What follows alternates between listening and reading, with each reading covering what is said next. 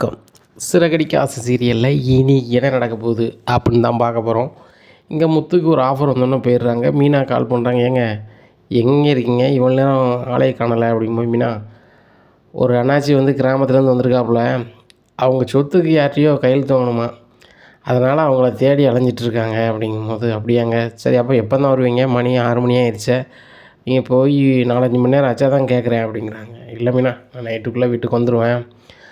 ஆனால் அந்த அண்ணாச்சிக்கு வந்து பேர் மட்டும்தான் தெரியுது, ஏரியா தெரியல. மெட்ராஸ் பூரா அலையுதாங்க. எப்படியும் ஒரு 10 நாள் ஆனாலும் பரவாயில்லை, எப்படியாவது எனக்கு கண்டுபிடிச்சி சொல்லணும்னே, உங்களுக்கு சென்னையில் எல்லா ஏரியாவும் தெரியுங்களா அப்படின்ட்டு தான் நம்மளை புக் பண்ணியிருக்காரு. முடிஞ்ச அளவுக்கு நான் ஒரு 9 மணி வரைக்கும் சுற்றி பார்த்துட்டு அதுக்கப்புறம் வரமீனா அப்படிங்கிறாங்க. சரி ரைட்டுங்க அப்படிங்கிறாங்க. உடனே கேட்குறாரு அண்ணாச்சி, நீங்கள் வந்து ஒவ்வொரு ஏரியா போக சொல்கிறீங்க, நானும் போகிறேன், ஏரியா தெரிஞ்சதுனால போகிறேன், பேரை மட்டும் சொல்லியிருக்கீங்க, அவங்க என்ன வேலை பார்க்காங்க ஏது பார்க்காங்க அப்படிங்கும்போது, இருங்கண்ணே நான் கேட்டு சொல்கிறேன் அப்படின்னு சொல்லி ஃபோன் பண்ணுறாங்க. ஃபோன் பண்ணோன்னே, எப்போ அவங்க வந்து பார்லர் வேலை தான் எங்கேயோ பார்க்காங்க அப்படிங்கிறாங்க. அண்ணாச்சி பார்லர் வேலை பார்க்குறாங்க, என்ன விஷயமா தேடுறீங்கன்னு சொல்லலாமாண்ணே அப்படிங்கிறாங்க. இதில் சொல்லதுக்கு என்னென்ன இருக்குது, எங்கள் அப்பாவுக்கு 2ஆம் தரமாக கல்யாணம் பண்ணியிருந்திருக்காங்க. எங்கள் அம்மா போனதுக்கப்புறம் இப்போ ஒரு சொத்தை வைக்கையில் அவங்களும் வந்து எனக்கு அதுக்கும் வேண்டாம், சம்மந்தம் இல்லைன்னு சொல்லணும். அவங்க பையனுக்கு கொஞ்சம் கொடுக்கணும் பார்த்துக்காங்க, அதான் தேடி அலையுதோம். இப்போ அவங்க எங்கே இருக்காங்க ஏது இருக்காங்கன்னு தெரியலை. அவங்க அம்மா மட்டும் குமரிப்பாளையத்தில் இருக்காங்க அப்படிங்கும்போது, என்ன தம்பி சொல்லுதீங்க, குமரிப்பாளையமா அப்படிங்கிறாங்க. குமரிப்பாளையம்னா கிறிஸ் பாட்டி ஊர் தானே அப்படின்னு சொல்லிட்டு, சரி தம்பி அந்த கல்யாணி அம்மா பேர் தெரியுமா அப்படிங்கிறாங்க. அவங்க பேர் லட்சுமி, அந்த பாட்டி பேர் அப்படிங்கிறாங்க. அப்போ கிறிஷோட அம்மா தான் அப்படின்னு சொல்லிட்டு, அண்ணாச்சி அவங்க துபாயிலே எங்கெல்லாம் இருக்காங்க அப்படிங்கும்போது, இல்லை இங்கே தான் இருக்காங்க, அவங்கள தேடி தானே அலையுதேன், பார்லர் வேலை பார்க்காங்க சரிங்களா, அதை சொல்லிட்டாங்க. இங்கே இருக்கக்கூடிய பார்லரை பூரா நம்ம அலைஞ்சோம்னா, மெட்ராஸில் இருக்க பார்லரில் அலைஞ்சோம்னா கண்டிப்பாக அவங்க அங்கே தான் இருப்பாங்க. ஏன்னா எங்களுக்குள்ள சொத்தை வந்து நாங்கள் 4 பேராக பிரிக்கணும்னா கண்டிப்பாக இவங்களுக்கும் கொடுக்க வேண்டியதை கொடுக்கணுமானே அப்படிங்கிறாங்க. அப்போ கிறிஷோட அம்மா தான் கல்யாணியா அப்படின்னு சொல்லிட்டு ரொம்ப குழம்புது. என்னதுண்ணே நீங்கள் ஒரு மாதிரி ஆறீங்க அப்படிங்கிறாங்க. தம்பி எனக்கு கொஞ்சம் தெரியும் அப்படிங்கிறாங்க. என்னங்க அப்படிங்கும்போது, அந்த பையன் எங்கே இருக்கான்னு எனக்கு தெரியும், அது எங்கள் அத்தை வீட்டில் தான் இருக்கான் அப்படிங்கும்போது, என்னென்ன சொல்கிறீங்க அப்படிங்கிறாங்க. கல்யாணியோடைய பையன் கிறிஷ் எங்கிட்ட தான் இருக்கான், ஆனால் அவங்க அம்மா துபாயில் இருக்காங்கன்னு சொல்கிறாங்க அப்படிங்கிறாங்க. என்னாச்சு, கிடையவே கிடையாது, என்னால் வந்து 100% சொல்ல முடியும், நம்ம இங்கே இருக்க பார்லர் பூரா தேடுவோம் அப்படிங்கும்போது, சரிண்ணே அப்படின்னு சொல்லிவிட்டு 9 மணியை தாண்டியும் 10-11 மணி வரைக்கும் கார் ஓட்டுறாரு. அப்போ மீனா கால் பண்ணுறாங்க, என்னங்க இன்னும் வரல அப்படிங்கும்போது, மீனா கிறிஷோட அம்மா யாருன்னு தெரிஞ்சுக்கிறதுக்காக தான் நான் இவ்வளோ சுற்றுறேன் அப்படிங்கும்போது, மீனா உட்காந்துட்ருக்காங்க.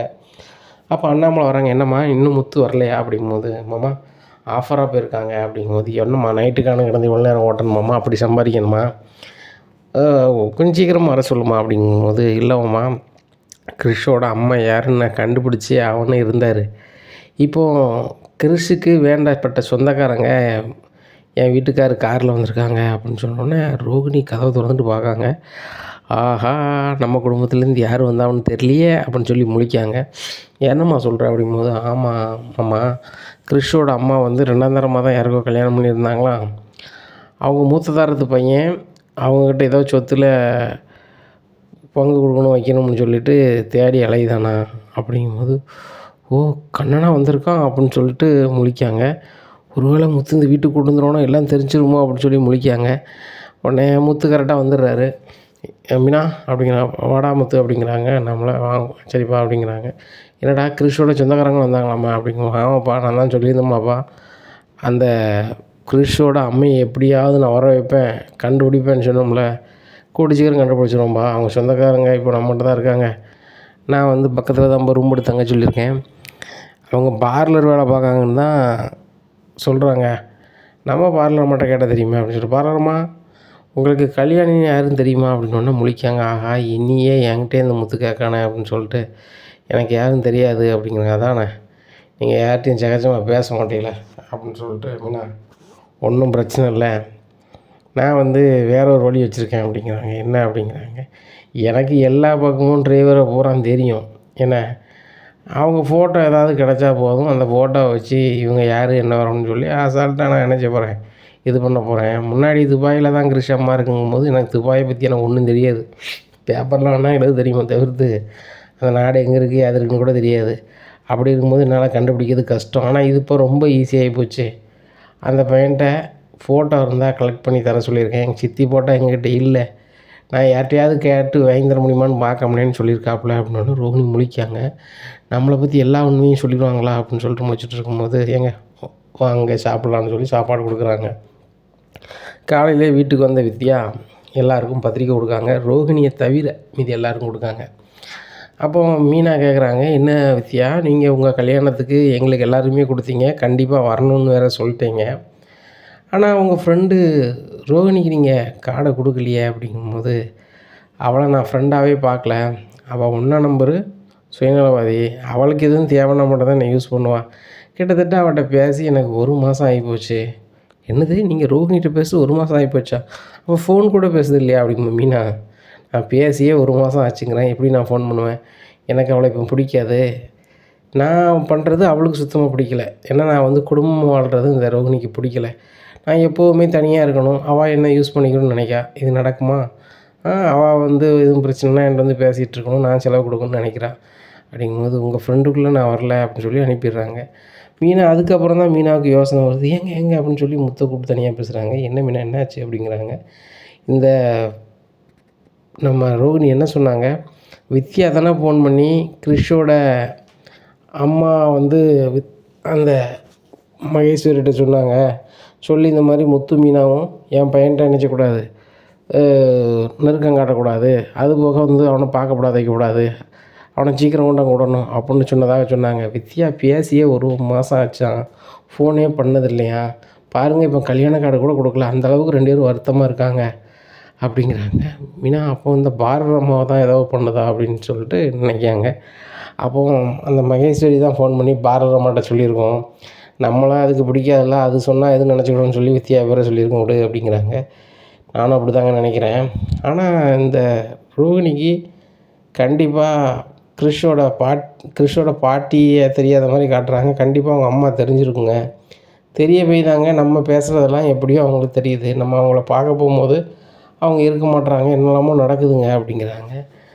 ஆமாம் மீனா, நானும் அப்படி தான் நினைக்கிறேன். இந்த பார்லர் அம்மா வந்து அந்த மகேஸ்வரிகிட்ட சொல்லணும்னு நினைக்கிறேன், மகேஸ்வரி அவங்க அம்மாட்ட சொல்லணும்னு நினைக்கிறேன். நம்ம எது பேசினாலும் இந்த பார்லர் அம்மாவுக்கு தெரியாமல் தான் பேசணும்.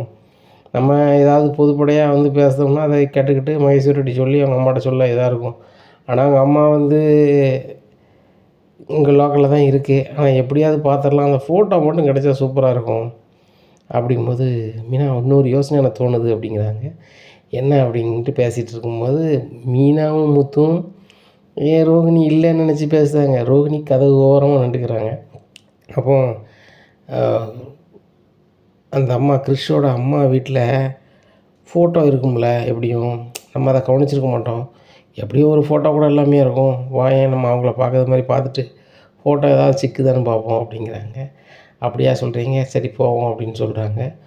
உடனே ரோகிணி எங்கள் அம்மாவுக்கு கால் பண்ணுறாங்க. ஃபோன் பண்ணோன்னே, என்னடி சொல்லு, கிறிஸ் எப்படி இருக்கான் அப்படிங்கிற, அவனுக்கு என்ன நல்லா இருக்கான் அப்படிங்கிறாங்க. முத்து மீனாவும் வந்து அடிக்கடி அங்கே பார்க்குறது மாதிரி ஏதாவது பண்ணுடி, நீ தான் போய் பார்க்க மாட்டேன், தூரத்தில் கொண்டு சேர்த்து விட்ட அப்படிங்கும்போது, அதை ஏன் கேட்குற, இப்படி ஆயிடுச்சு அப்படி ஆயிடுச்சுன்னு, ஏன்டி இப்படி பண்ணேன், எல்லாம் ஒன்றால் தாண்டி அப்படி இப்படின்னு சொல்லி ரோகிணியை அவங்க அம்மா வைகிறாங்க. உடனே நீ வைகிறதெல்லாம் இருக்கட்டும், என் ஃபோட்டோ எதுவுமே அங்கே இருக்கக்கூடாது, முத்து மீனாவும் உன் வீட்டுக்கு வந்து என் ஃபோட்டோ எப்படியாவது கலெக்ட் பண்ணணும் அப்படிங்கிறாங்க. உன் ஃபோட்டோ எதுக்கடி அப்படிங்கிறாங்க. கிறிஷோட அம்மா யாருன்னு தெரிஞ்சுக்கணும்னு நினைக்கிறாங்க.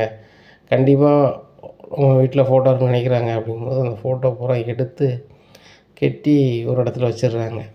மறுநாள் காலையில் முத்து மீனாவும் அந்த வீட்டுக்கு வராங்க. அங்கங்கே பார்க்குறாங்க, ஒரு ஃபோட்டோ கூட இல்லை. அதனால் பேச்சு வாக்கிலே கேட்குறாங்க, ஏம்மா எங்கள் வீட்டுக்கு நீங்கள் வந்திருக்கீங்க, கிறிஷ் நாங்கள் தான் பார்த்துட்ருக்கோம், நீங்கள் கொல்லப்படாதீங்க, அவன் நல்லா இருக்கான் அப்படிங்கும்போது, எனக்கு தெரியும் முத்து மீனா, நீங்கள் அவனை நல்லா பார்த்துப்பீங்க, அந்த நம்பிக்கை எனக்கு இருக்குது. நீங்கள் முதல்ல கேட்டிருக்கும் போதே நான் கொடுத்துருக்கணும்.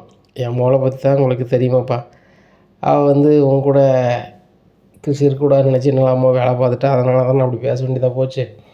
இப்போ தெரிஞ்சோ தெரியாமலோ உங்ககிட்டயே வந்துட்டான், நல்லா பார்த்துக்கிட்டுங்க அப்படிங்கும்போது, அம்மா கிறிஷோட அம்மா ஃபோட்டோ இருந்தால் கொஞ்சம் வேணுமே அப்படின்னு சொல்லி முத்து கேட்குறாரு.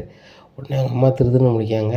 உடனே என்னம்மா ஃபோட்டோ வேணுமே அப்படிங்கிறாங்க. மறுபடி சொல்லுங்க, தப்பாக நினச்சிக்காதீப்பா, ஃபோட்டோ எதுவுமே இல்லை. ஒரு வாட்டி இங்கே வந்து தண்ணி நிறைய வந்துட்டு பார்த்துக்கா, வீட்டில் உள்ள ஃபோட்டோ கிட்ட எல்லாமே தண்ணியில் போயிட்டது. இப்போ கிறிஷோட அம்மா கொஞ்சம் நாளில் வருவா, வந்த பிறகு ஃபோட்டோ எடுத்து உனக்கு தரேன்பா அப்படிங்கிறாங்க. சரிம்மா அப்படின்னு சொல்லிட்டு 2 பேரும் வீட்டுக்குள்ளேயே வந்து நிற்காங்க. என்ன மீனா அங்கே ஒரு ஃபோட்டோவும் இல்லையே, நம்ம என்ன பண்ணுறது அப்படிங்கும்போது, ஏங்க இவ்வளோ தூரம் வந்துட்டோம், பாட்டியை பார்த்துட்டு போயிடுவாங்க அப்படிங்கும்போது, மீனா இதுக்கு என்ன பண்ணுறது அப்படின்னு பார்ப்போங்க, முயற்சி பண்ணுவோம் அப்படின்னு சொல்லிட்டு நேராக பாட்டி வீட்டுக்கு போயிடுறாங்க. பாட்டிக்கு ரொம்ப சந்தோஷம். டே முத்து, வாரத்துக்கு ஒருக்க ஃபோன் பண்ணுவேன், அப்புறம் ஃபோனே பண்ணலன்னு ஃபீல் பண்ணிகிட்டு இருந்தேன், உடனே வந்துட்டியடா அப்படிங்கும்போது, பாட்டி கிறிஷோட பாட்டியை பார்க்க வந்தேன், அப்படிங்க வந்தேன் அப்படிங்க. அப்போ நீ என்னையும் பார்க்க வரல அப்படிங்கும்போது மீனா சொல்கிறாங்க, பாட்டி அவங்கள பார்த்துட்டு அப்படியே இங்கே வந்து 2 நாள் இருந்துட்டு போகணும் தான் வந்தோம். 2 நாள் நாங்கள் எந்த வேலையும் செய்ய மாட்டோம், உங்களோட தான் இருப்போம் அப்படின்னு சொல்லி 2 நாள் இங்கே இருக்காங்க. இங்கே ரோகிணி அவங்க அம்மா கால் பண்ணி என்னம்மா நடந்துச்சுன்னு கேட்கும்போது அவங்க சொல்லிடுறாங்க, உன் ஃபோட்டோ எதுவும் வைக்கல. கேட்கும்போது இல்லைன்ட்டேன், ஆனால் எப்படியாவது அவங்க கலெக்ட் பண்ணணும்னு சொல்லி அலையுதாங்க.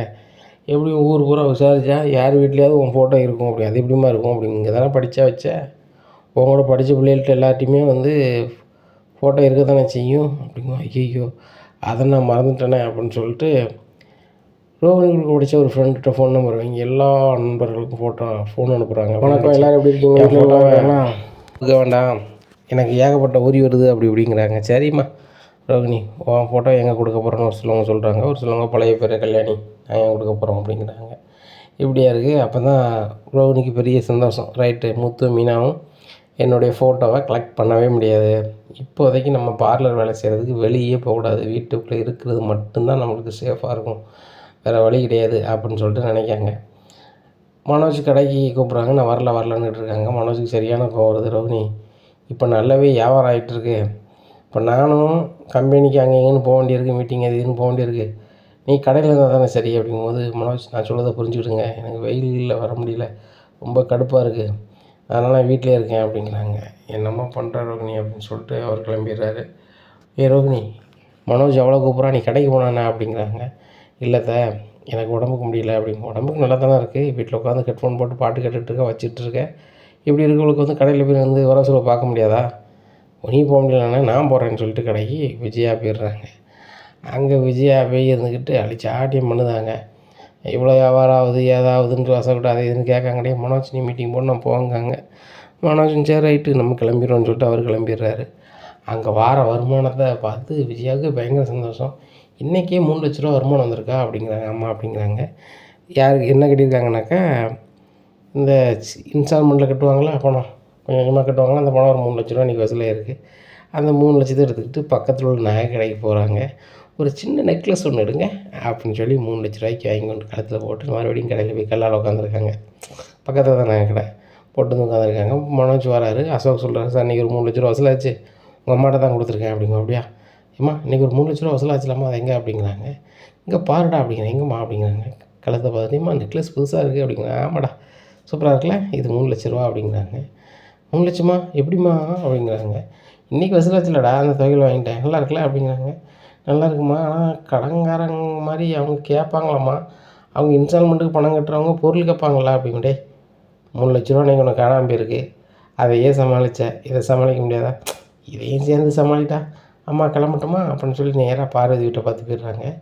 என்ன விஜயா புதுசாக ஒரு நெக்லஸ்லாம் போட்டிருக்கேன் அப்படிங்கிறாங்க. வேறு என்ன, மனோஜ் கடையில் ஒரு நாள் வருமானம் வந்துச்சு, அதுக்கு நான் நெக்லஸ் வாங்கிட்டேன் அப்படிங்கும்போது, அப்போ நீ இனிமேல் நெதவ நெக்லஸ் தான் வாங்க போல அப்படிங்கும்போது, அது எப்படி முடியும் அப்படிங்கிறா. ஆமாம் ரோகிணி பர்னிச்சர் கடைக்கு போக மாட்டேக்கா அப்படிங்கிறீங்க, நீங்களே தானே போவீங்க மனோஜ் கூட அப்படிங்கும்போது, ஆமாம் என்ன அப்போ நான் தினமும் போனால் தினம் ஒரு நெக்லஸ் எடுத்துக்கலாமோ அப்படிங்கும்போது, மனோஜ் சீக்கிரம் கடையை விற்றுட்டு தெருவில் போயிடுவான் அப்படின்னு சொல்லி யார் நினைக்கா பார்வதி. ஆனால் சொல்ல முடியாதுல்ல, அவங்க எதுவுமே சொல்லலை. அப்போது நிறைய பேர் ஃபோன் பண்ணுறாங்க விஜயாவுக்கு, மாஸ்டர் நீங்கள் வந்து யோகா சொல்லித்தர வரவே மாட்டேறீங்க, வைக்க மாட்டேங்கிங்க அப்படிங்கும்போது, நான் எல்லாேருக்கும் ஓவாசிக்கு சொல்லிக் கொடுக்கணும்னு சொன்னேன், அதனால் ஏகப்பட்ட பேர் வந்துட்டீங்க, என்னால் சொல்லிக் கொடுக்க முடியலை, இடமும் காணலை, அதனால தான் ஒரு வாரம் லீவ் விட்டுருந்தேன், இப்போ எதுக்கு ஃபோன் பண்ணிகிட்ருக்கீங்க அப்படிங்கும்போது, நீங்கள் வந்துட்டீங்கன்னு சொல்லி இப்போ தான் அவங்க ஃப்ரெண்டு ஃபோன் பண்ணாங்க, அதான் பேசுகிறேன் அப்படிங்கிறாங்க. பார்வதி நீ தான் ஃபோன் பண்ணியா அப்படிங்கிறாங்க. நீ கிச்சனில் போய் காஃபி தானே போட சொன்னேன், அதுக்குள்ளே ஃபோன் பண்ணியா அப்படிங்கிறாங்க. எல்லோரும் எனக்கு ஃபோன் பண்ணி என்னாச்சுன்னு கேட்காங்க. அதான் அவங்க மாஸ்டர் வந்துட்டாங்க, அதை நீனே கேட்டுக்கோங்கன்னு சொல்லி முடிச்சுக்கிட்டேன்.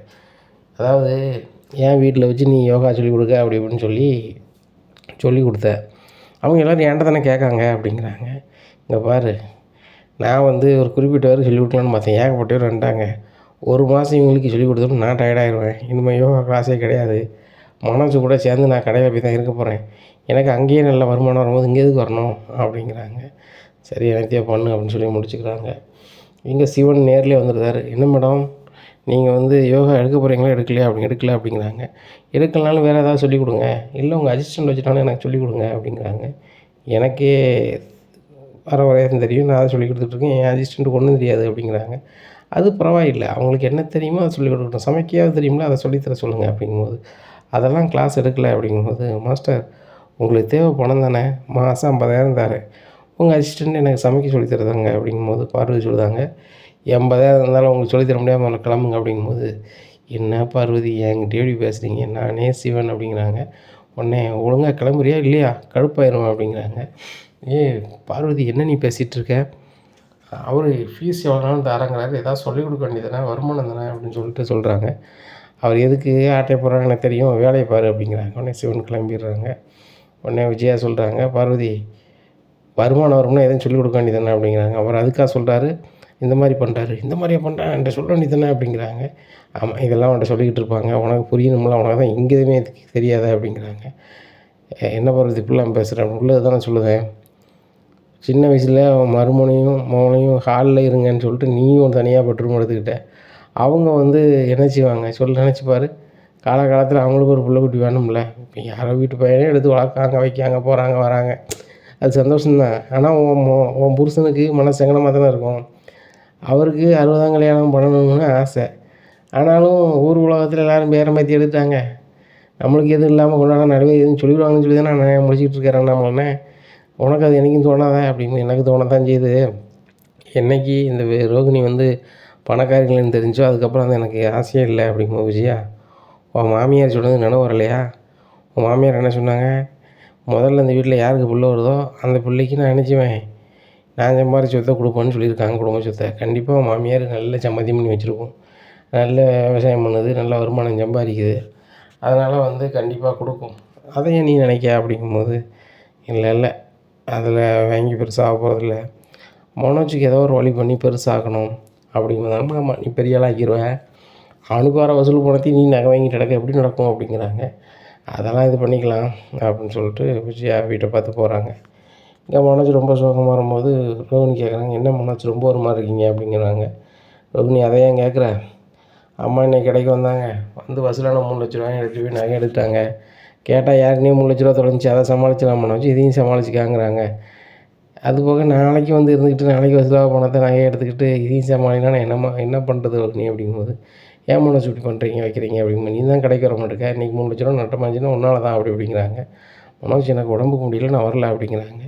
ரோகிணி இப்போ நல்லா தானே இருக்க, உனக்கு என்ன குறவு சொல்லு அப்படிங்கிறாங்க. ரோகிணி நினைக்காங்க, இனிமேல் நம்ம இங்கே இருந்தோம்னா அந்த ஆன்ட்டி போய் தான் உட்காந்துட்ருப்பாங்க, லாய்க்கப்படாது அப்படின்னு சொல்லி மறுநாள் காலையில் மனோஜ் கூட கடைக்கு போயிருந்தாங்க. அங்கே கல்லால் உட்காந்துட்டு கரெக்டாக விஜயா வந்துடுறாங்க. என்ன உனக்கு உடம்பு முடியல வீட்டில் தான் இருப்பேன்னா இப்போ இங்கே வந்திருக்க அப்படிங்கும்போது, இல்லை ஆண்டி சும்மா தான் அப்படிங்கும்போது, சரி நீ வீட்டுக்கு கிளம்பு நான் இருக்கிறேன் அப்படிங்கிறாங்க. இல்லை ஆண்டி நீங்கள் கிளம்புங்க அப்படிங்கிறாங்க. இது என் மகன் கடை, என் புருஷன் மனத்தில் ஆரம்பிக்கிற கடை, நீ என்ன போகணுன்னு சொல்கிறது, நீ மேலே கிளம்புனா கிளம்பு அப்படிங்கிறாங்க. விஜயா கல்லால் உட்காந்துருக்காங்க. அசோக் வா அப்படிங்கிறாங்க. என்ன அப்படிங்கிறாங்க.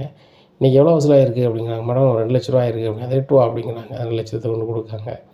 அவங்க பேக்கில் வச்சுட்டு வெளியே கிளம்புறாங்க. அத்தை எங்கே போகிறீங்க அப்படி. எங்கே போகிறேன்னா, நான் போகிறதெல்லாம் அவன்கிட்ட சொல்லிட்டு தான் போகணுமா அப்படிங்கிறாங்க. ஆண்டி நீங்கள் எங்கேனாலும் போங்க, வசூல் உள்ள பணத்தை எடுத்து போகாதீங்க, ஏற்கனவே 3 லட்ச ரூபா எடுத்துருக்கீங்க, இப்போ 2 லட்ச ரூபா எடுத்திங்கன்னா 5 லட்ச ரூபா ஆச்சு அப்படிங்கும்போது, ஓ என் மகன் பணத்தை எடுக்கிறது உன்ட்ட சொல்லிட்டு தான் எடுக்கணுமா அப்படிங்கிறாங்க. இல்லை ஆண்டி மனோஜ்ட்டு ஒரு வார்த்தை சொல்லிட்டு எடுத்துகிட்டு போங்க, மனோஜ் நான் எடுத்தாலே ஒன்றும் சொல்ல மாட்டான், நான் பார்த்துக்கிறேன்னு சொல்லிட்டு அந்த 2 லட்சத்தோடு போயிடுறாங்க. இங்கே ரோகிணி ஃபோன் பண்ணி மனோஜ் சொல்லிடுறாங்க. மனோஜ் உங்கள் அம்மா எவ்வளோ சொல்லுதுன்னு கேட்காம கல்லாலேருந்து 2 லட்ச ரூபா எட்டு போகிறாங்க அப்படிங்கும்போது, எங்கள் அம்மா என்ன நினச்சிட்ருக்காங்க அப்படின்னு சொல்லி மனோஜ் கால் பண்ணுறாங்க. ஏம்மா நீ என்ன நினச்சிட்ருக்கீங்க, நேற்று ஒரு 3 லட்ச ரூபா எடுத்துக்கிட்டீங்க, இன்றைக்கி ஒரு 2 லட்ச ரூபா எடுத்துருக்கீங்க, இப்படியே எடுத்துகிட்டே தான் என்னம்மா அர்த்தம் அப்படிங்கும்போது, அம்மாக்கிட்டே கேள்வி கேட்க உனக்கு என்னெல்லாம் செஞ்சுருக்கேன் அப்படிங்கும்போதுமா, எல்லா பையனுக்கும் அவங்க அம்மா எல்லாம் செய்யக்கூடியது தான், நீங்கள் அதை தான் செஞ்சுருக்கீங்க, அலுவசமாக ஒன்றும் பண்ணலை, ஒழுங்கு மரியாதையாக அந்த பணத்தை கொண்டு ரோகிணிகிட்ட கொடுங்க, உனக்கு ரோகிணி முக்கியமாக நான் முக்கியமா அப்படிங்கிறாங்க. மனோஜ் அப்போ தான் நினச்சி பார்க்காரு, ரோகிணிகிட்ட 5 பைசா பிரயோஜனம் இல்லை, அம்மாக்கிட்ட 2 வீடு இருக்குது, அதுவும் சிட்டிக்குள்ளே இருக்குது, கிட்டத்தட்ட ஒரு வீடே வந்து 1,50 கோடி ரூபா, போகணும்னா 3 கோடி ரூபா ஆச்சு, அப்படி இருக்கும்போது நம்ம இதை இழக்கணுமா அப்படின்னு சொல்லிட்டு, இல்லைம்மா பண்ணணும்மா அப்படின்றாங்க. மறுபடியும் அதை ஒரு நகையை எடுத்துக்கிட்டு போட்டுக்கிட்டு பாரதி வீட்டுக்கு போகிறாங்க. என்ன இன்றைக்கி எடுத்த நகையா அப்படிங்கிறாங்க. அம்மா அப்படிங்கிறாங்க. மனசுக்கு நினைக்காங்க, சரி ரைட்டு மனோஜ் சீக்கிரம் திருவோடு அணிஞ்சிருவான், ஒன்றும் பிரச்சனை கிடையாது உங்களுக்கு அப்படின்னு நினைக்காங்க. எப்படியா இருக்குது வித்யா நிச்சயதார்த்தத்துக்கு எல்லோரும் நாளைக்கு போகணுன்னு சொல்லி வீட்டில் பேசிகிட்டு இருக்காங்க. இங்கே ரோகிணியை மட்டும் கூப்பிடலை. அப்போ விஜயா வந்து கூட கேட்குறாங்க, வித்யாவுக்கு நிச்சயதார்த்தம், கல்யாணத்துக்கு எல்லாருக்கும் பத்திரிக்கை கொடுத்துட்டு போயிட்டா, நிச்சயதார்த்தத்துக்கு நீ வர சொல்லி கூப்பிடலையா அப்படிங்கும்போது, இல்லை ஆண்டி அப்படிங்கும்போது, கேட்டால் என் டியர் ஃப்ரெண்டும்ப ஒன்றையும் கூப்பிடலையே அப்படின்னுட்டு இருக்காங்க. இங்கே மீனா வந்து ரோகிணியை முறைக்காங்க. என்ன மீனா என்ன முறைக்கிங்க அப்படிங்கிறாங்க. ஒன்றும் இல்லை அப்படின்னு சொல்கிறாங்க. இல்லை நீங்கள் ஒரு மாதிரி தானே முறைக்கிறீங்க அப்படிங்கும்போது, ரோகிணி இங்கே வாயிலேருந்து வர்றது எல்லாமே பொய்யாக தான் வருமா அப்படிங்கிறாங்க. என்ன மீனா வாய் ரொம்ப நீளுது? ஆமாம் ரொம்ப தான் நீளுது. நீங்கள் அன்றைக்கி என்னென்னா வித்யா சொன்னான்னு சொல்லி ஃபோன் பண்ணி சொன்னதாக சொன்னீங்க. வித்யா உங்களுக்கு ஃபோனே பண்ணல அப்படிங்கும்போது, உங்களுக்கு யார் சொன்னா அப்படிங்க. வேறு யார்? வித்யா தான் சொன்னாங்க. நான் வந்து ரோஹினிட்ட பேசி 1 மாதம் ஆகிப்போச்சு, நான் எதுக்கு ரோஹினிக்கு கால் பண்ண போகிறேன் அப்படின்னு சொல்லிட்டாப்புல. வித்யா எதுவுமே சொல்லாத போது நீங்கள் ஏதாவது சொல்லிக்கிட்டு இருக்காதீங்க. கிறிஷை அவங்க அம்மா வந்தால் மட்டும்தான் நாங்கள் என்ன செய்வோம், கொடுப்போம். இல்லைனா கொடுக்க மாட்டோம், நாங்கள் தான் வச்சுருப்போம். அது என்ன ஆனாலும் என் வீட்டுக்கு நானும் பார்க்க தயாராக இருக்கோம் அப்படிங்கும்போது விஜயா சொல்கிறாங்க. நீங்கள்லாம் அடங்கவே மாட்டீங்களே, ஒரு நாள் வசமாக நீங்கள் அதுக்காக சங்கடப்படுவி பாருங்கள் அப்படிங்கிறாங்க. அண்ணாமலை சொல்கிறாங்க. ஒரு இக்கட்டான சூழ்நிலை என்ன வந்தாலும் பார்த்துக்கலாமே, நீங்கள் கவலைப்படாத அப்படிங்கிறாங்க. முத்துக்கு நாங்கள் அப்பா அவங்க கூட இருக்கேன்டா அப்படிங்கிறாங்க. சரிப்பா அப்படிங்கிறாங்க. ரோகிணிக்கு ரொம்பவே சங்கடமாக இருக்குது. எப்படியாவது மீனா அம்மா வீட்டிலேருந்து கிறிஷை கூப்பிட்டு போய் அம்மாட்ட விட்டுறலான்னு பார்த்தா ஒன்றும் நடக்க மாட்டாங்க அப்படின்னு சொல்லி நினச்சிக்கிட்டு இருக்காங்க. அப்புறம் வித்யா வரவேற்பு போயிட்டு வராங்க. சாப்பாடு சரிவுலாம் செம்மையாக இருந்துச்சு அப்படி இப்படின்னு எல்லாம் பேசிக்கிட்டு இருக்காங்க. இங்கே மேலும் மேலும் ரோகிணிக்கு பயங்கர கடுப்பாகுது. இந்த வித்யாவுக்கு கல்யாணம் முடியுத மாதிரி ஆன உடனே இவளுக்கு ஓவர் திமிராயிட்டேன். கல்யாண கார்டு எல்லோரும் கொடுத்தா எனக்கு தரல, நிச்சயதார்த்தத்துக்கு அதுக்கு முன்னாடி 4 நாள் முன்னாடி வாங்கன்னு எல்லோரும் கூப்பிட்ருவாங்க. எல்லோரும் போயிட்டாங்க.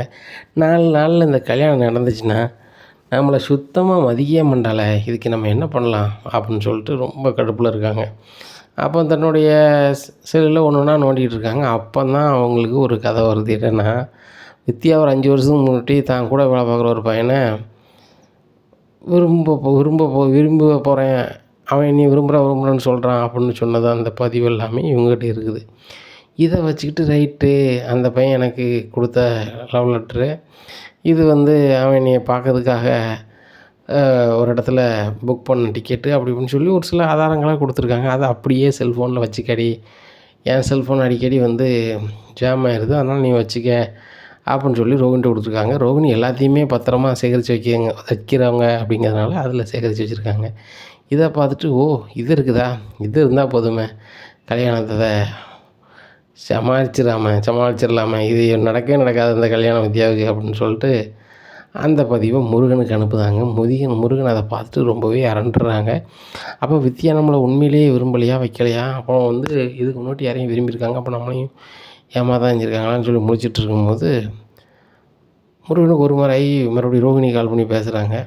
கால் பண்ணி பேசினோன்னே, என்னங்க நீங்கள் அனுப்புனதில் நெசமா அப்படிங்கும்போது, நெசந்தான், வித்யா என் ஃப்ரெண்டு தான், ஆனால் சரியான ஆள் கிடையாது, உங்களுக்கு சரியான ஜோடி கிடையாது, இதனால தான் நான் நிச்சயதார்த்தத்துக்குமே எதுக்குமே வரலை, நான் அவளுக்கு டியர் ஃப்ரெண்டு உங்களுக்கே தெரியும் அப்படிங்கும்போது, இல்லைங்க என்கிட்ட வித்யா சொன்னாங்க, நான் அது ரோகிணிட்டேருந்து விலகி நிற்கிறேன், அதனால் வந்து நான் ரோகிணி எதுக்குமே கூட மாட்டேன், அவளை கூப்பிட்டு நீங்கள் சொல்லாதீங்க, நீங்களும் பற்றி எதுக்கு கொடுக்கண்டா அப்படின்னு சொன்னோன்னே நான் நம்பிட்டேன் அப்படிங்கும்போது, நீங்கள் அதை நம்பிட்டீங்க, அதை வந்து இந்த வித்யா சாதகமாக பயன்படுத்தா, உண்மையிலே வித்யா அவங்களுக்கு பொருத்தமான ஜோடி கிடையாது, பேசாமல் நிச்சயதார்த்தம் முடிஞ்சதோடு இருக்கட்டும், நீங்கள் கல்யாணத்தை வேறு பக்கம் பண்ணுங்க அப்படிங்கிறாங்க. இல்லைங்க நானும் வித்யா ரொம்ப விரும்புகிறேன் அப்படிங்கும்போது, இங்கே பார்த்துக்கோங்க, நாளைக்கு வித்யா வந்து உங்க கூட சரியாக வாழ வைக்கல அப்படின்னா இந்த ரோகிணி சொன்னாங்களே நம்ம கேட்டுக்கலாமேன்னு தோணும் அப்படிங்கிறாங்க. உடனே இந்த விஷயத்த அவங்க அண்ணன்ட்ட சொல்கிறாங்க, குடும்பத்தில் எல்லாத்தையும் முருகன் சொல்கிறாங்க. அவங்க அதை பார்த்துட்டு, தம்பி கல்யாணத்துக்கு மட்டும் இப்படி தெரிய வருது, நாளைக்கு வேறு மாதிரி போயிடக்கூடாது, எங்கேயோ பார்த்த செய்தி இங்கே வந்துடக்கூடாது அப்படிங்கிறாங்க. உடனே சரிண்ணே அப்படின்னு சொல்லிட்டு வித்யா வீட்லேயும் பேசி வித்யாட்டையும் பேசி கல்யாணத்தை நிப்பாட்டிடுறாங்க. வித்யாவுக்கு மனசுக்கு ரொம்ப சங்கடமாக இருக்குது. ஊரறிய நிச்சயதார்த்தமாக பண்ணிவிட்டு நம்மளுக்கு நின்று போச்சே, முருகன் நம்மளை விரும்புகிறேன்னாரு, யார் பேச்சு கேட்டு இப்படின்னு விட்டாருனான்னு தெரியலையே அப்படின்னு சொல்லி முருகனுக்கு கால் பண்ணி ஒரு இடத்துக்கு சந்திக்கணும் வாங்க அப்படிங்கிறாங்க. முருகன் போகிறாங்க. முருகன் நீங்கள் என்ன வேணும்னு சொல்லி விரும்பி தேடி வந்து சொன்னீங்க, நான் ஏற்றுக்கிட்டேன், எனக்கும் உங்களை பிடிச்சிருந்துச்சி, ஆனால் இப்போ திடீர்னு வந்து கல்யாணத்தை நிப்பாட்டத்துக்கு என்ன காரணம், அதுக்கு எனக்கு தெரிஞ்சாகணும், எனக்கு எவ்வளோ சங்கடமாக இருக்கும், எங்கள் சொந்த பந்தத்துக்கு எவ்வளோ சங்கடமாக இருக்கும், நான் ரொம்ப நாளாக கல்யாணமே இது வேண்டாம் அப்படி இப்படின்னு நினச்சிட்டு இருந்தேன், யாரும் உண்மையாக இல்லை, நம்ம எதுக்கு போட்டுக்கிட்டு கல்யாணம் முடிச்சுக்கிட்டு அப்படின்னு நினச்சேன். ஆனால் உங்களை பார்த்தோன்னே எனக்கு பிடிச்சி போச்சு வச்சுச்சு அப்படிங்கும்போது, வித்யா நீங்கள் இதுக்கு முன்னாடி இந்த பையனை விரும்பியிருக்கீங்களா அப்படிங்கும்போது, இது யார் உங்களுக்கு சொன்னா அப்படிங்கிறாங்க. உங்கள் ஃப்ரெண்ட் ரோகிணி தான், வேறு யார்? நீங்கள் அந்த பையனை விரும்பிட்டு அந்த பையன் கூட பேசிட்டு நீங்கள் வந்து என்னைய கல்யாணம் பண்ணால் எப்படி அப்படிங்கும்போது, அவள் எல்லாத்தையும் சொன்னாளா அப்படிங்கிறாங்க. ஆமாம் இப்படி இப்படின்னு சொன்னாங்க அப்படிங்கிறாங்க. அதெல்லாம் நெசமில்ல. உண்மையிலே அந்த பையன் கூட வேலை பார்த்த பையன்தான். என்னை விரும்புதம்னு சொல்லி கடிதாசியெல்லாம் கொடுத்தான். நான் அதை வந்து இதை வச்சுக்க, வேறு ஏதாவது போச்சுன்னா நல்லா இருக்காது, நீ இதை வச்சுக்க அப்படின்னு சொல்லி ரோகின்கிட்ட கொடுத்தேன். அப்படி நான் உண்மையிலே விரும்பி தான் நான் வச்சுருந்துருப்பேன். அதுபோக அந்த பையன் வந்து உண்மையான பையன் இல்லை, என்னையை விரும்புகிறேன்னு சொல்லிட்டு இன்னொரு பொண்ணையும் கூடயும் சுற்றியிருக்கான்.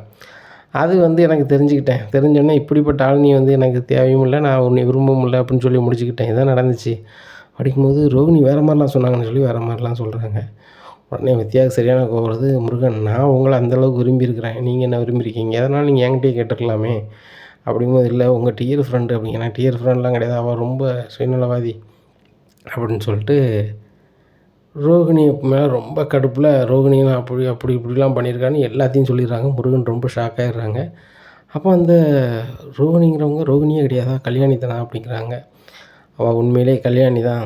அவள் தன்னை வந்து மலேசியாவிலேருந்து வந்தேன் அப்படி இப்படின்னு சொல்லிட்டு பயங்கர சீன் போட்டுங்க இருக்கா.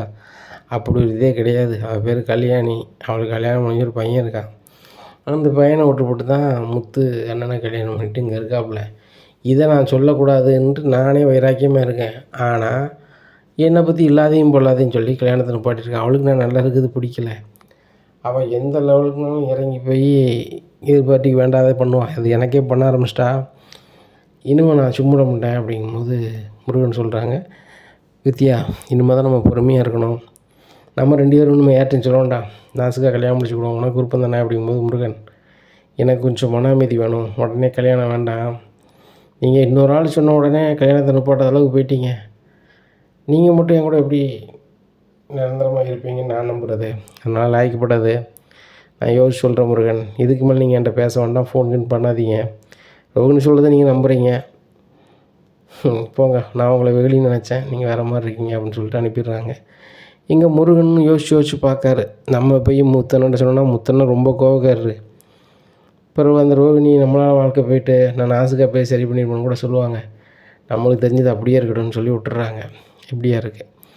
இந்த சூழ்நிலையில் வித்யாவுக்கு ரொம்ப கடுப்பாக இருக்குது ரோகிணி மேலே. நம்ம வாழ்க்கையை வம்பாக்கிட்டு அவன் மட்டும் சந்தோஷமாக இருக்காளே. கிறிஷையும் சங்கடப்படுத்தா. கிறிஷை பக்கத்தில் சேர்க்க மாட்டாங்க, அவங்க அம்மா கிராமத்தில் கிடக்காங்க.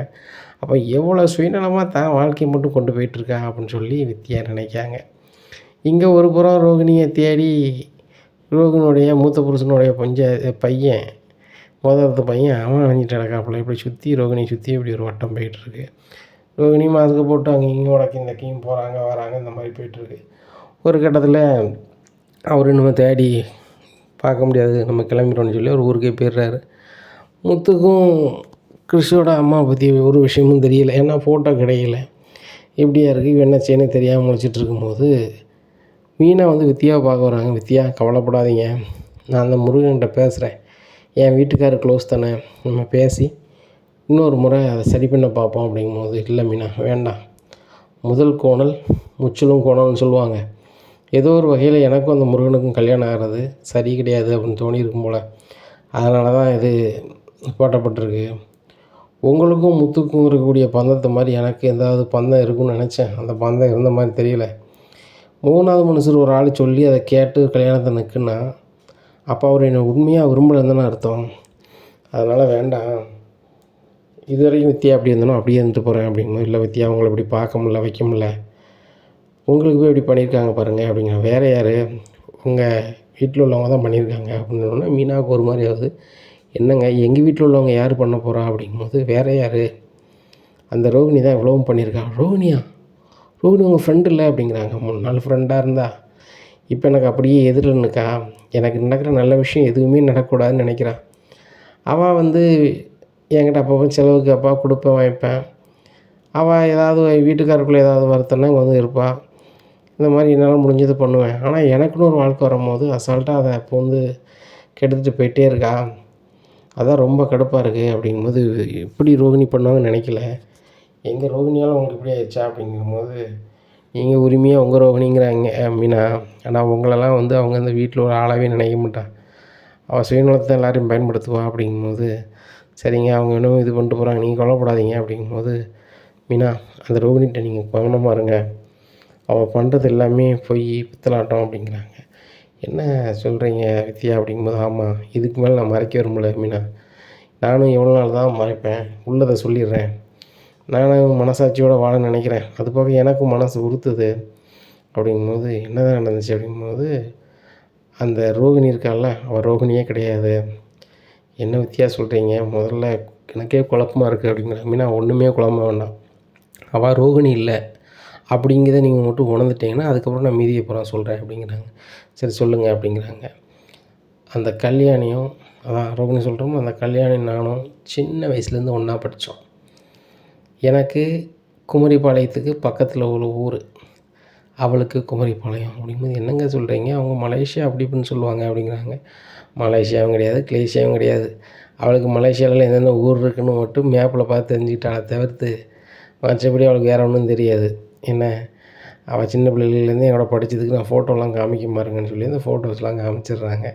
அதில் ரோகிணியும் வித்யாவும் சின்ன ஆளாக இருக்காங்க. இதை பார்த்துட்டு மீனா சொல்கிறாங்க, இந்த ஃபோட்டோவில் நானே இல்லை, என்ன மாதிரி இருக்குது, அதை வச்சு இந்த வித்யா என்னதெல்லாமோ கதை கட்டுறாங்கன்னு கூட சொல்லிடுவாங்க அப்படிங்கிறாங்க. மீனா அந்த ரோகிணி எப்படிப்பட்டவா ஏதுப்பட்டவா அப்படிங்கிறத உங்களுக்கு ஒரு வீடியோவாக அவள் வாயிலே சொல்லுது வேங்கினா உங்களுக்கு ஓகேவா அப்படிங்கிறாங்க.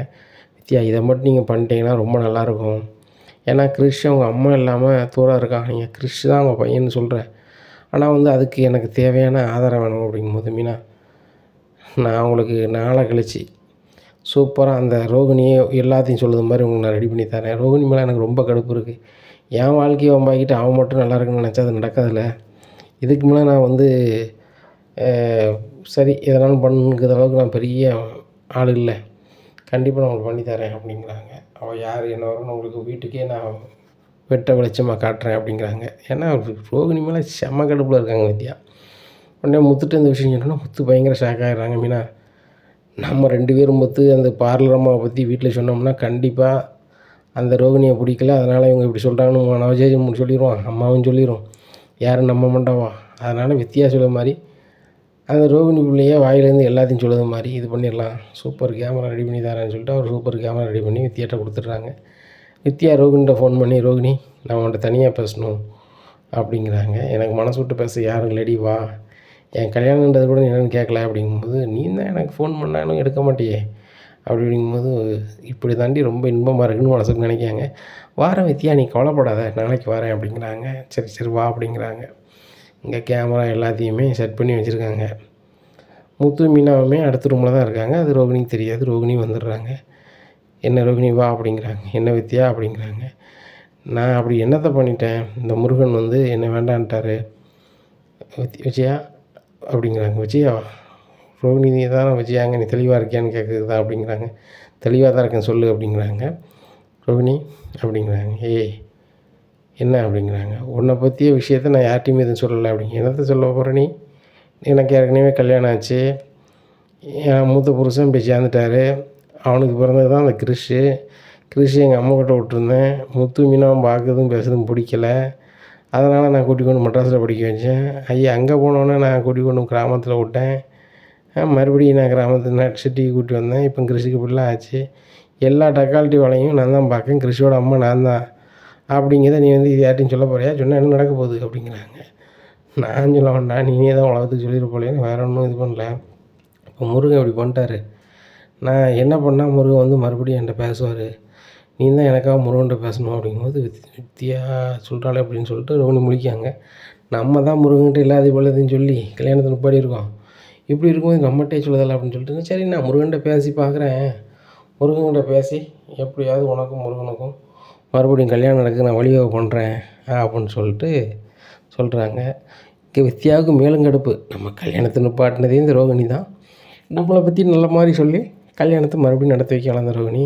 சரி சரி நீ என்ன கடுப்பு கிளப்புற, கடைசியில் நீ சிக்கி சின்ன உண்ணமாக ஆவரே இல்லையான்னு பாரு அப்படின்னு சொல்லி இது பண்ணிடுறாங்க. அப்போ ரோகிணியும் போயிடுறாங்க. அந்த வீடியோ எடுத்து பார்க்குறாங்க. ரோகிணி பேசுனது ரொம்ப தெளிவாக இருக்குது. அப்போ முத்து மீனா இதை வாங்கிட்டு வித்யா ரொம்ப நன்றி அப்படிங்கிறாங்க. என் வாழ்க்கையை அந்த ரோகிணி கெடுத்தா. ஆனால் ரோகிணி வாழ்க்கை நான் கெடுக்குன்னு நினைக்கல. அதே நேரத்தில் அந்த கிறிஷும் ரோகிணியும் அதே வீட்டில் தான் இருக்கணும். இவ்வளோ நாள் பொய் சொல்லிட்டு அழியுதா. அவளுக்கு நம்ம வந்து பெரிய ப்ரில்லியன்ட் மாதிரி நினைக்கா. எந்த ப்ரில்லியண்ட்டாக இருந்தாலும் ஒரு இடத்துல சறுக்கும். அந்த சறுக்கல் இன்றைக்கி நடந்திருக்குன்னு அவளுக்கு தெரியணும். எங்கள் வீட்டில் போய் இதை சொல்லுங்கள் அப்படிங்கிறாங்க. நேராக முத்து வந்து எல்லாரையும் கூப்பிட்டு, எப்பா எல்லார்கிட்டையும் பேசணும், எல்லோரும் நான் போடக்கூடிய வீடியோவும் ஆடியோவையும் பார்க்கணும் அப்படிங்கிறாங்க. எல்லோரும் உட்காந்துருக்காங்க. ரோகிணி சொல்கிறாங்க, அங்கிள் ரொம்ப டயர்டாக இருக்குது, நான் பார்லர்லாம் போயிட்டு வந்திருக்கேன். மனோஜ் வந்து ஒரு பிஸ்னஸ் மேன், அவர் இவ்வளோ நேரம் வந்து வியாபாரம் பார்த்துட்டு வந்திருக்காரு. இந்த முத்துக்கு மீனாக்கு ஒரு வேலை கிடையாது அப்படிங்கும்போது, பார்லர்மா நீங்கள் தான் இதை முக்கியமாக பார்க்கணும், நீங்கள் தானே இதை பார்க்கக்கூடிய முக்கியமான ஆள் அப்படிங்கிறாங்க. உடனே மீனா சொல்ல, ஏங்க அது சீக்கிரம் போடுங்க, ரோகிணி இதை பார்த்துட்டு போய் நிம்மதியாக இருக்கட்டும் அப்படிங்கிறாங்க. வீடியோவை போடுறாங்க. வித்யாவும் ரோகிணியும் பேசுகிறது அவ்வளவு வெட்ட வெளிச்சமாக வருது.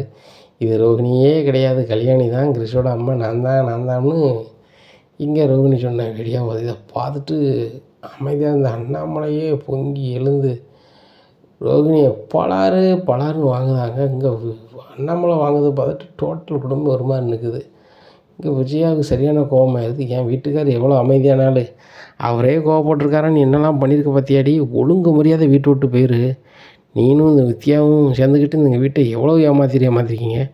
உன் மகன் இங்கே வருவான் போவான், உங்கள் அம்மா வருவா போவா, நீ யாருமே தெரியாத மாதிரி இருப்பேன், நாங்கள் அதெல்லாம் பார்த்துட்டு உன் நடிப்பை பார்த்துட்டு சூப்பர்னு இருந்திருக்கோனே அப்படின்னு சொல்லிட்டு இது பண்ணுதாங்க. உடனே மனசு சொல்கிறாங்க, ரோகிணி நீ இவ்வளோ ஃப்ராடுத்தனம் பண்ணணும்னு நினச்சி கூட பார்க்கல, இப்போ ஏற்பட்டவா நீ தான் கடையில் வந்து 3 லட்ச ரூபாய் ஆட்டையை போட்டிருப்பீங்க, அவங்ககிட்ட சொல்லிட்டு கூட நீ ஆட்டையை போட்டிருப்ப அப்படிங்கிற. மனோஜ், என்ன மனோஜ் வாய்க்கு வந்தெல்லாம் பேசுகிறீங்க அப்படிங்கும்போது, நம்ம மனோஜ்னு என்னை கூப்பிட்றாத, மனோஜ்னு நம்ம கூப்பிட்டா அவ்வளோதான் அப்படிங்கிறாங்க. உடனே அண்ணாமலை சொல்கிறாங்க, இவ்வளோ பண்ணியிருக்கிய, இனிமேல் என்ன செய்ய போகிற அப்படிங்கும்போது, மனோஜ் ஒரு நிமிஷம் கூட அந்த ரோகிணி இங்கே இருக்கக்கூடாது, கிளம்ப சொல்லு அப்படிங்கிறாங்க. உடனே முத்து சொல்கிறாரு, நீ தான் கல்யாணம் எங்களுக்கு தெரிஞ்சு போச்சு, கிளம்பலாம், ஆனால் கிறிஷை வந்து உங்கள்கிட்ட தரமாட்டேன், நீங்கள் எப்படி போய் வாங்கிக்கலாம் அப்படி போய் வாங்கிக்காங்க அப்படிங்கும்போது, முத்து நீங்கள் ரொம்ப ஓவராக பண்ணுறீங்க அப்படிங்கும்போது, கிறிஷை கூப்பிட்டு வரேன், அவன் யார் கூட இருப்பான்னு அவன் சொல்லுதானே அவன் கூட தான் இருப்பான் அப்படின்னோடனே கிறிஷை கூப்பிட்டு வராங்க. டேய் உங்கள் அம்மா கல்யாணி கூட இருப்பியா, என் கூட இருப்பியா அப்படிங்கும்போது, எங்கள் அம்மா கல்யாணி எனக்கு அம்மாவே இருந்ததில்லை, நான் உங்களை மாமா அத்தைன்னு கூப்பிட்டாங்க கூட நீ அப்பா அம்மா மாதிரி நல்லா பார்த்துக்கிறீங்க, எனக்கு இங்கே இருக்க தான் பிடிச்சிருக்கு, அதுவும் குறிப்பாக முத்து மாமா கூடயும் மீனா அத்தை கூட இருக்க தான் நான் பிடிச்சிருக்கு, நான் இங்கே தான் இருப்பேன், எங்கள் பாட்டிகிட்ட கேட்டாலும் இதான் சொல்லுவாங்க, எங்கள் கடைசியாக எங்கள் பாட்டி என்னை பார்க்கும்போது சொன்னது, அதை நான் சொல்லட்டுமா மாமா அப்படிங்க சொல்லு அப்படிங்கிறாங்க. நான் முத்து மாமாக்கிட்டையும் மீனா அத்தைட்டையும் நீ கொடுத்துருக்கணும்டா, அங்கே இருந்தால் நீ சந்தோஷமாக இருந்திருப்பேன், நான் அவங்க அம்மா பேச்சை கேட்டுக்கிட்டு அவங்கள்ட்ட கொடுக்காம கொண்டு வந்துட்டேன், ஆனால் நீ அவங்ககிட்ட இருந்தால் தாண்டா நல்லாயிருக்கும், முத்தும் மீனா ஒன்று நல்லா பார்த்துப்பாங்க, நல்லா படிக்க வைப்பாங்க, நீ அங்கேயே இரு அப்படின்னு சொன்னாங்க. எனக்கு இங்கே இருக்க தான் பிடிச்சிருக்கு அங்கிள், எனக்கு இந்த கல்யாணி ரோகிணிங்கிற 2 பேரையும் எனக்கு பிடிக்காது அப்படிங்கிறாங்க. டே கிரிஷ், நான் இவ்வளோ பண்ணது எல்லாமே உனக்கு தானடா அப்படிங்கும்போது, ஏம்மா நான் எதுவும் பேச வரும்ல அப்படிங்கிறாங்க. உடனே முத்து சொல்கிறாரு, அவ்வளோ சின்ன பையன், அந்த பையனுக்கு நீங்கள் பேசுறது பிடிக்கல, அதனால் தயவுசெய்து விட்டுருங்க ரோகிணி, நாங்கள் பார்த்துக்குறோம் அப்படிங்கிறாங்க. ஏன் பையனுக்கு நீங்கள் பார்க்கணும் வைக்கணுங்கிறாங்க. உடனே அண்ணாமலை சொல்கிறாங்க, ஏம்மா உன் பையன் நீ பையனாவே பார்க்கல, அவங்க தான் பார்த்துருக்காங்க, நீ சொன்ன மாதிரி எப்படி போய் பார்ப்பியோ பாரு, அதுக்கு வந்து அவங்க எதிர்கொள்வாங்க, நாங்கள் பார்த்துக்குறோம், அதுபோக கிறிஷ் யார்கிட்ட வராங்க தானே மேட்ரு, நம்ம பார்த்துக்குறோம் அப்படிங்கிறாங்க. ரோகிணி ரொம்ப கடுப்பில் கிராமத்துக்கு போகிறாங்க. அவங்க அம்மா, என்ன கல்யாணி வா அப்படிங்கிறாங்க. என்ன கல்யாணின்னுட்டு இருக்கேன், நம்ம இங்கே தான் இருக்கணும், எல்லாம் ஒன்றாலையும் உன் பேரனாலையும் தான், இவ்வளோ நாள் நான் எதுக்கு நினச்சி பயந்துட்டு இருந்தானோ அதுவே நடந்துட்டு, என்னை பற்றி இந்த வித்தியா இல்லாதையும் பொல்லாதையும் சொல்லிட்டா அப்படி. என்னது இல்லாத பொல்லாதையும் சொல்லியிருக்கா, உண்மையை தானே சொல்லியிருக்கா, நீ அவன் வாழ்க்கையை கெடுத்தா அவன் சும்மா அவன் வாழ்க்கையை நான் கெடுத்தேன் அப்படிங்கும்போது, வித்யா என்கிட்ட ஃபோன் பண்ணி ஒரு வாரத்துக்கு முன்னாடியே சொல்லிட்டா, முருகன்கிட்ட இல்லாதையும் பொல்லாதையும் சொல்லி கல்யாணத்தை நிப்பாட்டிட்டான், இனிமேல் முருகன் இனி வேணும்னு வந்தால் கூட நான் முருகனை கல்யாணம் முடிக்க மாட்டேன், கடைசி வரைக்கும் தனியாக இருந்துட்டு போயிடுவேன், என் பாவம் எப்படின்னாலும் ரோகிணிக்கு பிடிக்க தான் செய்யும் அப்படின்னு அவள் சொல்லுதா. அந்தளவுக்கு நீ பண்ணியிருக்க, உன் வாழ்க்கையை காப்பாற்றுறதுக்கு மற்றவங்கள சங்கடப்படுத்துன்னு நினச்சி கூட பார்க்கல அப்படிங்கும்போது, ஏம்மா எனக்கு வேறு வழி தெரில என் வாழ்க்கையை காப்பாற்றுறதுக்கு அப்படின்னுச்சு. வாயை மூடி தயவுசெய்து நீ அம்மாக்கு அம்மான்னு கூப்பிடாத அப்படிங்கும்போது, ஏம்மா அதெல்லாம் விடு, கிறிஷ் என்கிட்ட வரணும், நீ தான் அந்த முத்துகிட்ட பேசி மீனாட்ட பேசி அந்த முத்துக்கு அந்த கிறிஷை கூப்பிட்டு வரணும் அப்படிங்கிறாங்க. நான்லாம் ஒரு நாள் கூட மாட்டேன், உன்னால் ஆனதை பாரு அப்படின்ட்டு இருக்கும்போது கரெக்டாக ரோகிணியோட மூத்த புருஷனோட பையன் வராப்புல, சித்தி வந்துட்டீங்களா அப்படிங்கிறாங்க. இதுதான் சித்தின்னு கூடாதா, நீங்கள் சித்தி தானே, நாங்கள் தர வேண்டிய சொத்தை உங்களுக்கு தந்துடுறோம், நீங்கள் வந்து கிறிஷ் நீங்கள் வந்து எழுதி கொடுத்துருங்க ஒரு பேப்பரில் அப்படிங்கிறாங்க. உடனே ரைட்டு, பணம் வந்தால் தான் அந்த மனோஜை நம்ம கையில் கொண்டு வர முடியும் அப்படிங்கும்போது, சரி ரைட்டு அப்படின்னு சொல்லிட்டு இங்கே ரோகிணி போய் எழுதி கொடுக்க வேண்டியது எழுதி கொடுத்துருந்தாங்க. எழுதி கொடுத்துட்டு அவங்க கையில் ஒரு 50 லட்ச ரூபாய் கொடுத்தாங்க. இப்போ நம்மகிட்ட 50 லட்ச ரூபா இருக்குது. இந்த 50 லட்ச ரூபாயை வச்சு மனோஜை வர வைக்க நம்மளால் முடியும் அப்படின்னு நினைக்கிறாங்க. அவன் பெருசாக ஒரு பார்லர் ஒன்று ஓப்பன் பண்ணுறாங்க. ஓப்பன் பண்ணி மனோஜ் பேர் வைக்காங்க. அப்புறம் வந்துட்டு ஒரு ரெஸ்டாரண்ட் ஒன்று ஆரம்பிக்கிறது எல்லா வேலையும் பார்த்து வைக்காங்க. அதுக்கு ஃபர்னிச்சர் பொருளை மனோஜ்கிட்ட போய் வாங்குறாங்க. மனோஜுக்கு அப்போ தான் தெரிய வருது, ரோகிணி வந்து பெரிய பார்லரும் வச்சுட்டா, பெரிய ரெஸ்டாரண்ட் வைக்க போகிறா, அவள் இப்போ பெரிய ஆள் ஆகிட்டா அப்படின்னு சொல்லிட்டு மனோஜ் போய் ரோகிணிகிட்ட பேசுகிறாங்க. இனி என்ன நடக்கும் அப்படிங்கிறத பொறுத்து வந்து பார்க்கலாம்.